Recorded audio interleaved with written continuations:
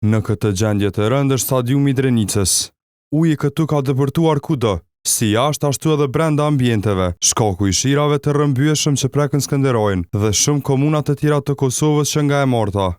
Dëmet llogaritën milionçe, e në pikë pyetje janë para përgatitjet për sinorin pranveror. Tani ne jemi me plot kuptimin e fjalës në Lloç, në Bolt. Ne duhet ta heqim komplet barin, ta hedhim atë, ta gjuajmë. Do të shkojmë deri te drenazhimi, të vënojmë drenazhim ndoshta 3 dhe pastaj të bëjmë fushën e re. Ajo i bie, domethënë që një fushë e re duhet të rregullohet aty. Prandaj shumat janë në miliona, domethënë që duhet të investohen prapë. Dhe lojtarët që i kemi pasur dhe ata nuk kanë mundësi stërvitje. Tani në Turqi, në Antalya që të shkojmë, po do të shkojmë nga data 15 janar dhe deri me datë 15 mos u shtrosh kaq gjatë është fatkeqësi dhe dëm i jashtëzakonshëm.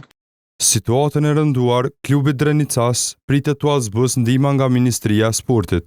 Kom shpreh gatishmërinë e plot që Ministria e Sportit me mbuluar të gjitha shpenzimet për renovimin e stadiumit të Skënderajit. Raportet, kudo që ka dëme, ne kemi buxhet të veçantë për renovimin e stadiumeve të futbollit. Vërshimet nuk kanë kursyer as stadiumin e Malishevës, ndonse pasojat atje janë më të lehta se në Drenicë.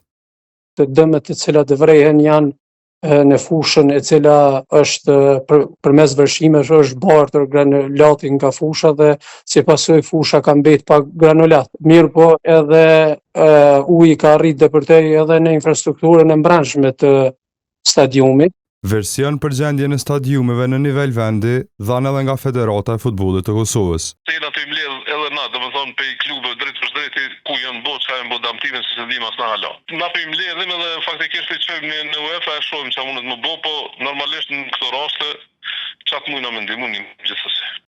Në Kosovë me vite të tëra nuk ishte investime në infrastrukturën sportive, fakt ky që është identifikuar edhe nga zyra kombëtare e auditimit në një raport të saj të publikuar në gusht të vitit 2023. Shënjestër.net